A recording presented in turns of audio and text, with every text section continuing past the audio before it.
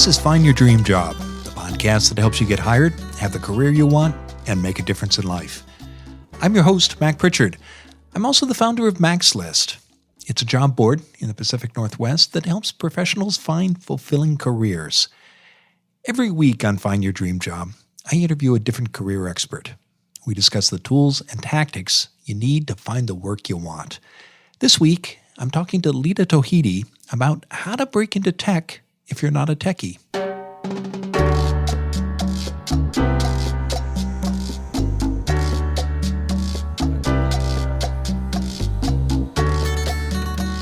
Look at a job board today, and you'll see lots of open positions with technology companies. And it's no wonder why. Tech is hiring everywhere, and for all kinds of jobs. You're not a techie, but you send off a resume, and another, and you get no response. What's the problem? Our guest today says tech offers lots of opportunities for people without tech backgrounds, but to get a job, you need to pay attention to relationships, do your homework, and stress how you can add to a company's bottom line. Want to learn more? Listen in now at the Mac's List studio as I interview Lida Tohidi about how to break into tech if you're not a techie.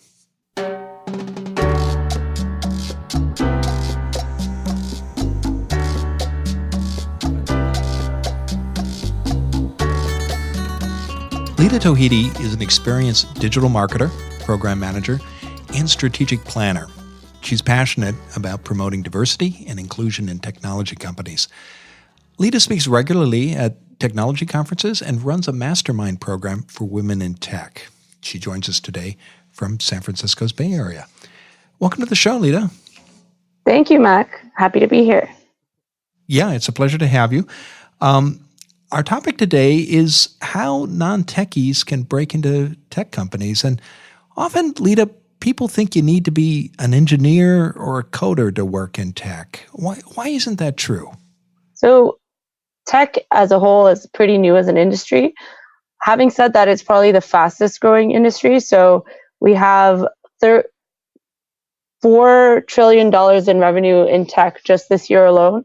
And it's an industry that's growing 5% a year. So I mention all that just to say that there's definitely room for growth, and there's definitely room for a lot of folks with different backgrounds within the tech industry.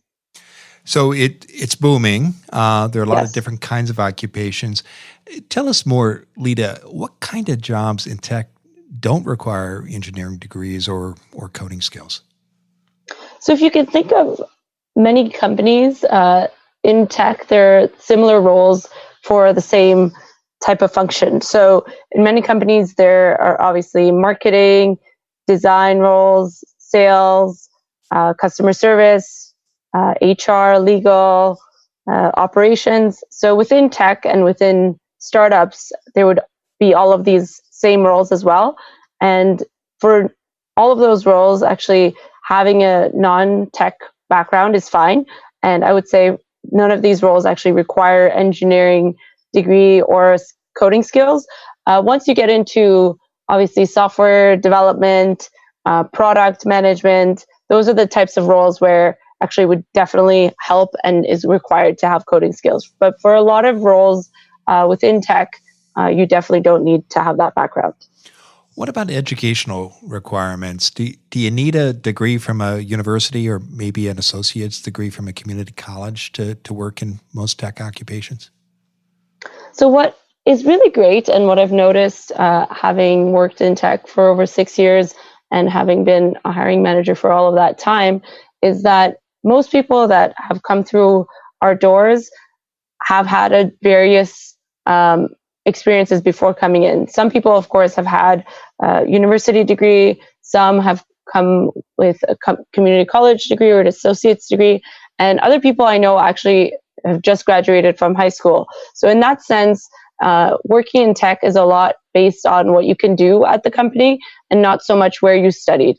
Of course, it's taking some time to shift those perspectives, and not everyone thinks in that way. But I would say that it is the industry where you can actually have the most opportunities at your disposal, even without an advanced degree. What about people who perhaps don't have a college degree or even an associate's degree, should they be looking at training programs? I'm thinking, for example, often local universities might offer a certificate program where you attend a certain number of college classes and you have this hands-on training in a technology world. Is that helpful in your experience as a hiring manager?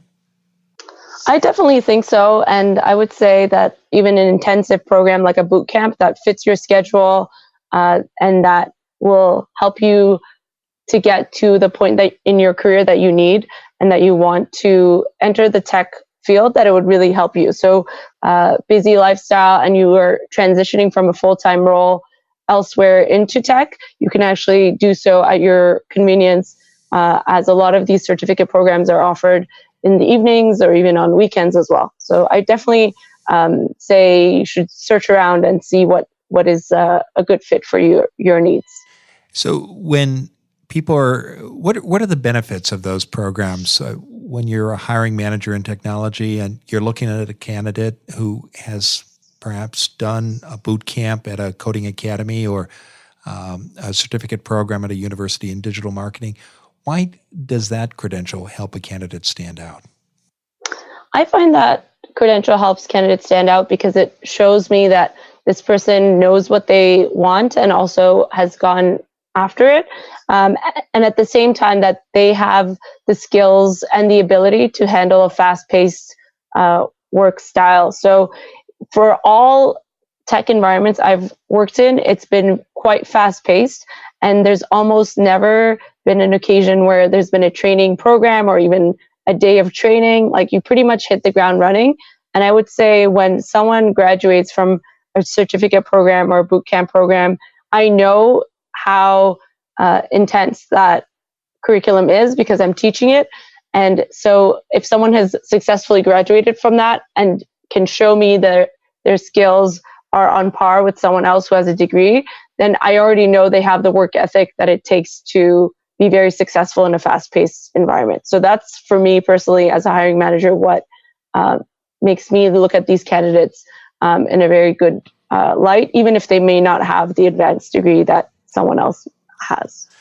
And what do you recommend for listeners who might be considering applying to a certificate program or coding academy? What should they look for and what should they watch out for, Lida? One thing I would say that they should look for is obviously whether this program caters to their needs. So some people really enjoy the on-campus and in-person element, which I definitely do. And that's why all of the courses I've taught have been in person. There's some people who prefer learning online, but I would just say a red flag for me there would be if you have never managed to complete an online course on your own, then don't assume that this will be a different situation. So online courses are great, but they tend to have a lot higher attrition rates and a lot fewer people who actually complete the program just because of so many factors. It's a lot easier to get distracted online. There's not the social proof that you would have with folks in the classroom. There's not the one-on-one attention you get from the instructor.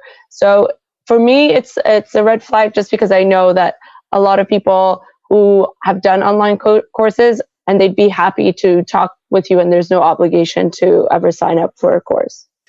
Okay, so I think often when people think about jobs in the technology sector, they imagine some open space loft with a workplace filled with people in early in their career, perhaps just in their 20s, who are coders and engineers, and that's it. And what I'm hearing you say, the workplace is actually very different. Can you tell our listeners what a typical tech workplace might be and the different roles and skills and points in their career people might be at? Sure. So it very much depends, right? So I've tended to work in small startups because that's where I thrive. One of my top 5 values is impact. And I can make a lot of impact as a team lead and a director at a company that has a few hundred employees versus a few 100,000. So of course, I wouldn't be the right fit to go work at Amazon, for example. The top 10 technology companies in the world, they're going to have a much more hierarchical system, and even the scenarios in which you can work tend to be that you work very closely within your team, because everyone is specialized on something, because the products that you are working on are reaching millions and sometimes even hundreds of millions of people if you're in a very important role within one of those top 10 companies. And then if you are on the other side of the spectrum of tech, which is in small startups, then it does tend to be open office spaces. And though I would say personally for me that that is sometimes a little bit distracting to work for the full day. So that's why the office tends to be open, so that you feel free to walk around and work with people in different teams. Okay. Well, that's terrific, Lida. We're going to take a break. When we come back, I want to talk about searching for work in tech itself, particularly for non-techies. Sure. And so when we come back, Lida and I will continue to talk about how to break into tech if you're not a techie. One of the best ways to build relationships and get the introductions that Lida recommends is through informational interviews. And good networkers walk into every informational interview with a set of questions. But don't forget, when you're ready to interview for a job, an employer will have a set of questions you need to answer too. And you can count on every hiring manager you meet to ask what are called behavioral interview questions. Here's an example of one. Tell me about a time when you found a mistake made by a colleague. What would you say? Managers don't ask this question to embarrass you. Instead, employers want to hear examples of past experience. To give your best answer, you need a plan. And I've got a new guide that can help.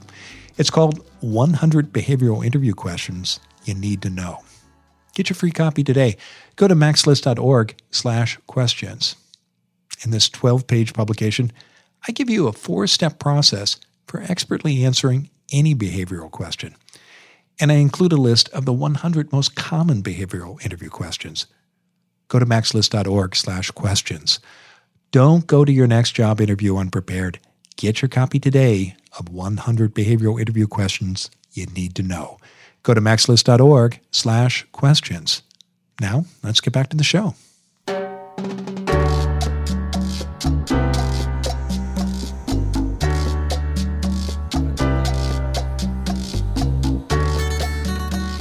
We're back in the MaxList studio. I'm talking with Lida Tohidi. She's an experienced technology executive who runs a mastermind program for women in tech, and she's joining us today from San Francisco's Bay Area. Lida, before our break, we were talking about the technology world, and you made some great points.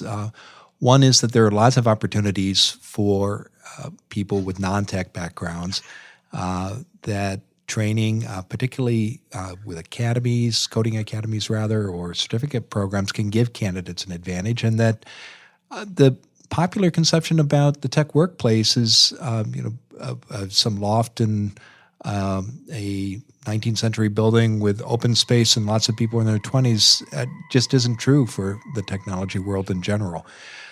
Let's talk about the job search itself. For listeners who have non-tech backgrounds and want to break into tech, how do you recommend they get started? So I would say this is where your preferred search engine of choice is your best friend. So Google, Yahoo, Baidu, wherever you are in the world. And you spend most of your living time at work. So you definitely want to make sure that the tech industry and the types of companies that you are going to target are going to be a fit for you, because we tend to spend over 2,000 hours of our lives a year at work and over 100,000 years of our lives. Sorry, let me redo that. You tend to spend over 2,000 hours of your life a year at work and over 100,000 hours of your life over the course of your career. And these are very rough estimates based on 40-hour work weeks. And I would definitely tell you that the tech industry is known for having longer than 40-hour work weeks. So that's how I recommend everyone to start, is to search around look for articles based on the types of companies that they feel they would be a fit for. And that's something that only you can know. So there's some people who would excel really well in a giant company because they really like to specialize and they really like to be at a place that has a lot of other benefits to their work. For people like me who want to have a lot of personal impact and change a lot of things on a product or a service and have a lot of personal growth as well, then it might be better that you're targeting a smaller company. So these are areas that I would say to definitely get to know better, because the tech industry is quite large, as I mentioned before, and it's tens of thousands of companies just in the US alone. So definitely getting a sense of where you would fit would be really helpful before you start submitting even a single job application. What other research do you recommend people do besides exploring online?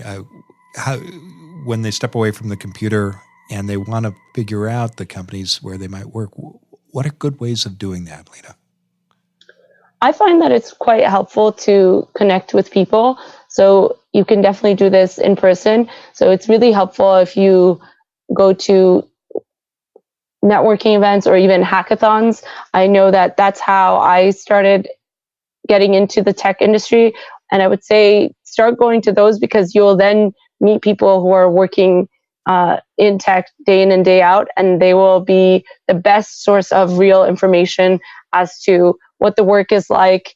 And you would get a sense of whether you enjoy doing this work or not by going to these types of events. So that's something I definitely recommend. I'm glad you brought up startup weekends. While I've never taken part in one myself, I have friends and colleagues who have, and the teams mirror your earlier point, Lida, about how they're going to ones that aren't just all coders, but bring together people from throughout the tech community. Sure. So it definitely depends on what you're interested in. And I can tell you the two main sources that I go for events also have their own algorithm, which means that if you search for certain keywords, the things that will pop up on top are based on how relevant it is to your search and how close it is to your physical location. So, of course, because these are two tech companies as well, they try to serve you very relevant and timely information. The first is meetup.com, and the second is eventbrite.com. So even yesterday, I had a free evening. So I can tell you how I went about this process. I am teaching a course in Vancouver, and I'm very new to Vancouver. So I wanted to get to meet people who are in a similar industry as me. And to your point, not necessarily go to the same old places I would otherwise. A woman who was hosting a workshop for other women, and it was that same evening. So it was last night.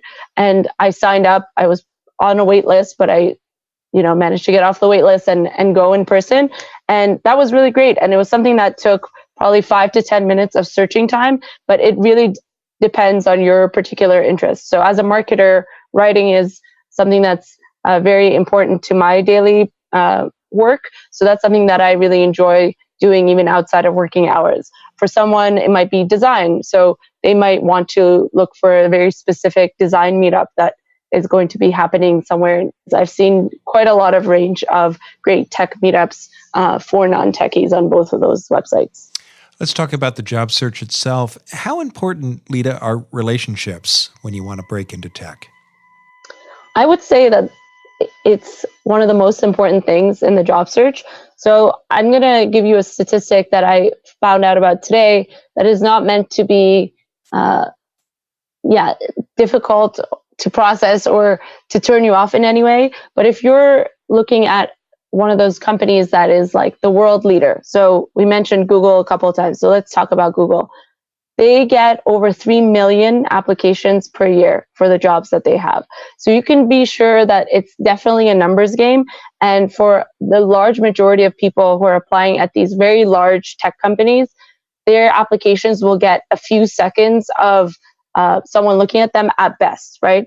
And it's not that there's any malintent on behalf of the tech companies that you're applying to. It's just that if you have a relationship of any kind where the person can refer you for the role, then your application will definitely get viewed. Whereas if you're fighting amongst a sea of other applicants, all of whom are applying cold, then it will be much less likely that your application will be given a full, minutes worth of time. So that's something that I would really recommend is getting to know people in the industry, not just to get referrals, of course, but to get a sense of what you would actually be doing in the roles that you'd be applying for. And of course, if you can possibly get them to put in a good word for the role that you're applying to, or even refer you, that's the best thing you could do for a job hunt, especially if you're new to the tech industry.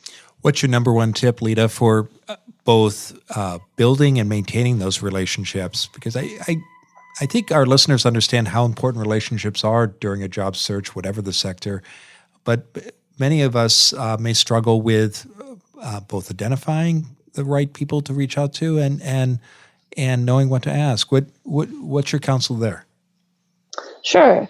So I actually have lived and worked abroad on all continents. So I've managed to make my life a lot more difficult because I wanted to travel and work. So what I did is I decided to move around every couple of years, starting to build connections with people online. And my favorite platform to do that on is LinkedIn.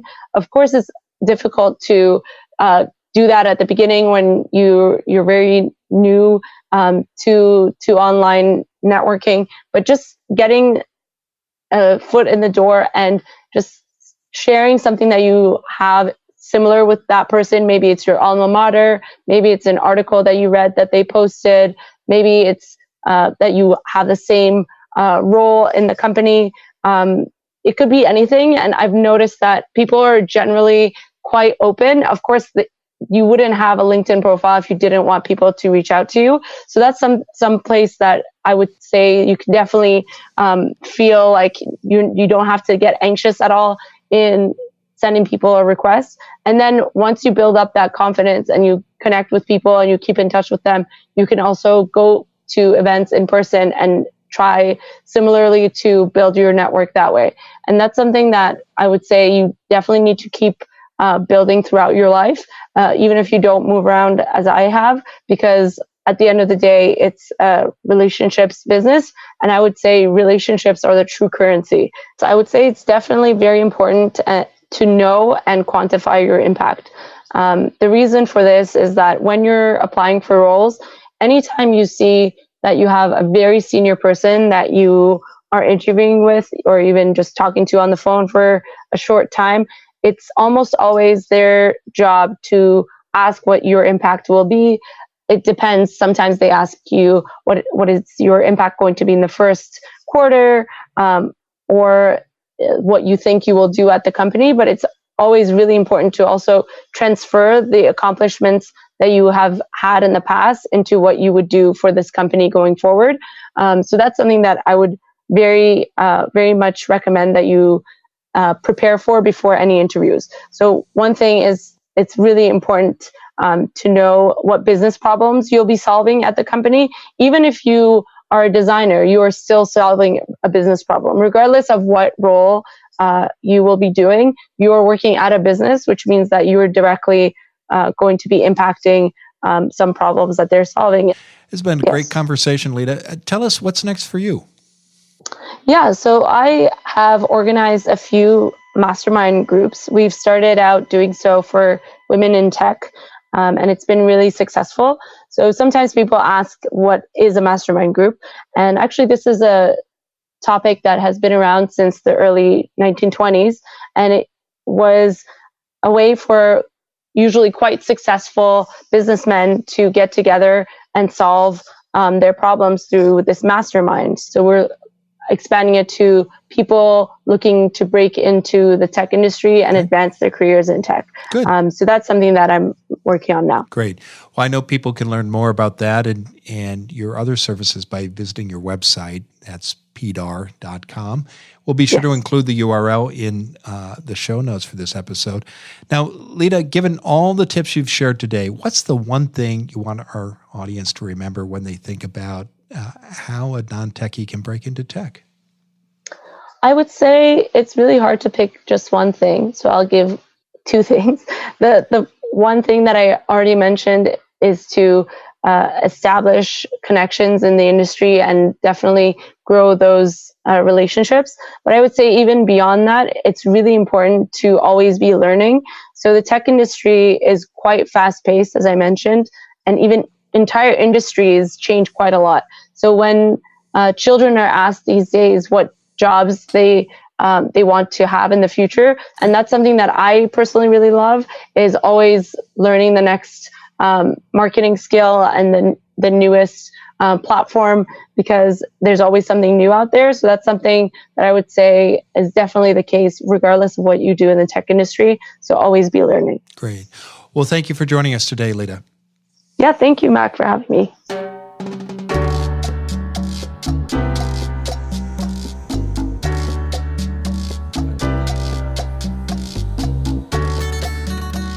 Well, I enjoyed that conversation with Lida Tohidi.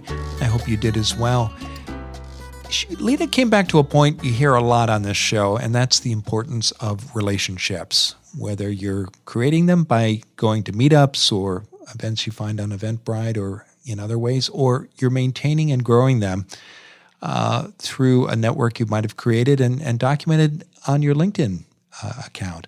However you're approaching relationships, they make a big difference, whether you're working in tech or want to move into tech or are occupied in another field. And when you're paying attention to relationships or you're going to events, you're going to have conversations about your career and what you've done in the past. And while a conversation at a meetup about your past accomplishments isn't a job interview, you will get questions about your past experience, and you will get what are called behavioral interview questions in actual job interviews. That's why you need to know how behavioral interview questions work. And we've got a guide that can help. It's called 100 Behavioral Interview Questions You Need to Know. You can get your copy today by going to maximalist.org/questions. Don't be surprised by a tough behavioral interview question at your next job interview. Go to maximalist.org/questions. Well, thanks for listening to this week's episode of Find Your Dream Job. And please join us next Wednesday. Our guest expert will be Minda Hartz. She'll explain how to transfer your job skills to a new industry. Until next time, thanks for letting us help you find your dream job.